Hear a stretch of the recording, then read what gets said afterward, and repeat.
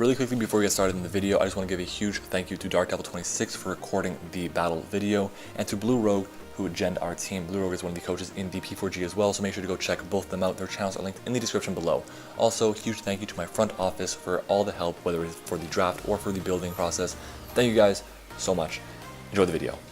What is going on, YouTube? You got Matt here, coach of your Milotics, bringing you our Week 1 battle for the Pokemon 4 Glory Next Generation. I am so excited, guys, because the Pokemon 4 Glory is an amazing league filled with amazing people, and we are in the D-League, Next Generation, Side League, whatever you want to call it. And, well, it's just for fun. We're going to have a lot of fun with this league, hopefully make some great content for you guys, and provide you with top quality battles for your entertainment. Anyways, let's get into the team recap, that's what I want to say, and the, well, our opponent's roster, because we have a very good battle for you guys today. Well, as you can see, by the way, and you probably saw in the thumbnail, our opponent has a Naganadel, and he did bring that thing, which is so threatening. Let's go over what our opponent brought first, then I'll go over what he could have brought. He brought a Staraptor, Granbull, Jirachi, Naganadel, the monster Naganadel, Rotom Heat, and Vaporeon. He could have brought, the rest of his roster is Dugtrio, Trubbish, Heracross, Avalugg, and Quilladin. He also has the Dragonium Z. Now, fun fact for you guys, Frieselander was the first person to draft a Z Crystal. The reason he did it was because, of course, Dragonium Z is the best Z Crystal to pair with Naganadel. It is monstrous with a Z Draco Meteor, or plus 2 Z Draco is nothing to laugh at. So, yeah, I really expected this thing to come by, and that's why I had to bring my Ditto, as you can see. So let's go over what our roster is. Our roster is Celesteela, Rotom Wash, Crocodile, Snorlax, Alolan Marowak, Girder, Mew, Raikou, Ribombee, Ditto, Haxorus, and the Steelium Z. So, yeah, you can see what we brought on our screen right now. We have the Ribombee, the Alolan Marowak, Ditto, Celesteela, Haxorus, and Snorlax. And let's go over our roster because, honestly, because this league is so much based on having fun and enjoying making good content instead of being super competitive, I'm completely fine with showing off my sets, letting you guys know what I brought. So if you guys do want team builders, let me know in the comment section below. And yeah, also make sure to smash the like button, guys, subscribe if you haven't already, and share the video as well. Twitter's a great place to do that. I also have a Twitter account, so you should definitely go and follow me and join my personal Discord server. It is called The Ocean. It is linked in the description of all my videos. So, what we brought, to start off, we have our Ditto here, Nacho, which is Focus Sash. It is, well, standard Ditto. It has 0 attack and 30 defense IVs to make it so that if we do get Hidden Power, it becomes Hidden Power Ice. So that is, well, useful. Yeah, not much to say about Ditto. We are Focus Sash, not Choice Scarf this week, so we can change our moves.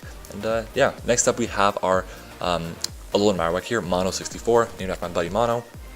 It is Thick Club, of course, because that is the best item for Alolan Marowak. We have Earthquake, Stealth Rock, Shadow Bone, and T-Punch.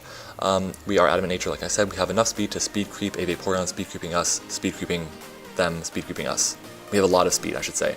Anyway, so that's because T-Punch will always 2-hit KO a Vaporeon, and we always live a Scald from full, no matter what. Anyways, moving on though, we have our Haxorus here, which is Steelium Z Mold Breaker. It is called Sohan's Dragon. There's a bit of a typo on it because I put the apostrophe S. It takes away too much space, so it's just gonna be Sohan Dragon or Sohan's Dragon without space. So, yeah, like, what could you do? We have Iron Tail, Dragonette, Earthquake, and Dragon Claw. We put in a lot of work. At +1, we pretty much OHKO his entire team. That's that, straight up. Next up, though, we have Scrappy Doo, our Snorlax, which is a Salt Vest, named after my good buddy Scrappy 10. It is immunity this week because we are Salt Vest. I don't want to get toxic. We have Body Slam, Facade, Earthquake, and Heavy Slam. Heavy Slam is there because we want to proc a berry potentially on the Granbull.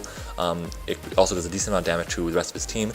Earthquake, Facade, and Body Slam are going to be our main attacking moves, though. He doesn't really have a resist to all three, so that's that.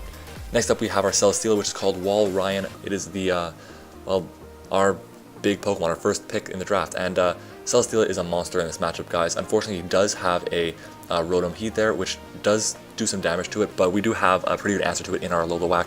But we are a physically defensive Celesteela here with Leech Seed, Air Slash, Giga Drain, and Flamethrower. And then finally we have Rockwall here, our Ribombee, which is Focus Sash, of course. It is Quiver Dance, Psychic, Moonblast, and Bug Buzz, a very specially offensive set.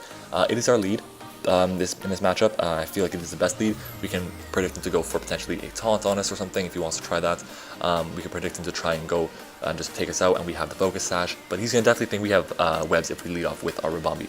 So let's go into our matchup, guys. I'm going to actually play this at ×2 speed because it is, well, really slow when commentating. I've tried commentating before, and it's really slow.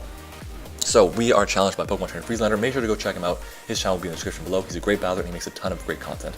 Anyways, he leads off with the Rotom Heat here. I'm just going to throw off a Psychic off the bat because Psychic is the best damaging move I have, and it lets me know what type of set he is. And that set shows me he's pretty much, well, offensive in my eyes. I think he's offensive based on that damage. So he goes into his Jirachi now, and I have to Bug Buzz. Just basically is going to take me out, just want to do some damage. But he goes for the sub, and the sub does, well, 25%, and our Bug Buzz did about 30%, so he's just under half, but he has leftovers, so that makes me think he has Calm Mind. So I go for the Quiver Dance here, and I get my special attack, special defense, and speed to rise, as he does go for the Calm Mind there. And right now it's just a matter of me trying to take this thing out before he sets up too much.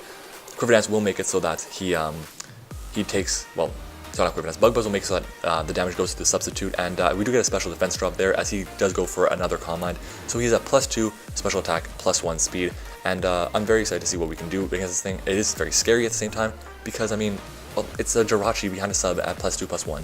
I go for the Bug Buzz here, and this will be my last Bug Buzz because he will take me out here with the Psy Shock. Now I'm worried if he has Wish. I think having Wish would be the biggest, well, the scariest thing for us. I don't really have much for that if he did have Wish, but what can you do? I go into my Snorlax here because Earthquake will break the sub, Earthquake will do a ton of damage to this thing, so he goes for the Psy Shock, and this will tell me if he has any special defense EVs, special attack EVs I should say, and he does not based on that damage, because we're not 2 out. So the Snorlax comes out, goes to the Earthquake, breaks the sub, and he will actually go for another sub here, but I was thinking I should go for the Facade, or the, sorry, not Facade, the Body Slam, there we go, that's what I meant, but I did go for the Earthquake, so thankfully I made that play. If not, then we definitely would have lost our Snorlax, which would not have been good. Anyways, now I'm pretty sure he's in range for the Body Slam. I think he's probably going to switch out into the Staraptor, but again, I just stay in, make the safe Earthquake play, and just take out the damn Jirachi. So finally, we get rid of this thing. It was such a scary threat, and finally we get our first kill of the season. It is Snorlax, our final pick in the draft. He now goes into his Staraptor. I don't know if he's Bandit or Scarf, but I have to stay in because he's going to U-turn. It's the best play he has. So he now switches out and he goes into Undying his Vaporeon, and I can go into my Naganadel here. It's the only thing I really knew what to do. I went for the Thunder Punch here, and you see that is a max defense, max HP bold Vaporeon, and we live the Scald here on 11. We were guaranteed to live it. It was not a roll. So yeah, I now go for another T-Punch, or a Shadow Bone here because he's in range because we got a higher roll on the T-Punch, and we take out the Vaporeon, so a little whack picking up a kill. He now goes into the Naganadel, and I'm worried about the Nasty Plot, so I go for the Shadow Bone here, but he just takes me out the Flamethrower, and that's perfectly fine. So yeah, I'm going to pause it right here. Now, at this point in the draft, at this point in the video, in the battle, I'm worried about this Naganadel being a special attacking boosting Naganadel, and that was the threat. Also him being Scarf potentially, because if he was Scarf, then Ditto was kind of, well, it struggled if he had Rocks up, but he didn't. So Ditto was my obvious switch in no matter what happened here, and I can see his move pool and everything. He gets the Beast Boost here, and the Beast Boost is actually in special attack, meaning I can go now into my Ditto, and right there we see that he has Life Orb. So this is the perfect situation for me to go into my Ditto. Now I'm hoping he has a Dragon move. If he does, great. We pretty much win the game. If not, then well, it looks like we have to rely on a speed type pretty much. So I transform into the Naganadel, and I look at his move pool, and I'm like, wow, he has Sludge Wave, Flamethrower, Signal Beam, and Nasty Plot.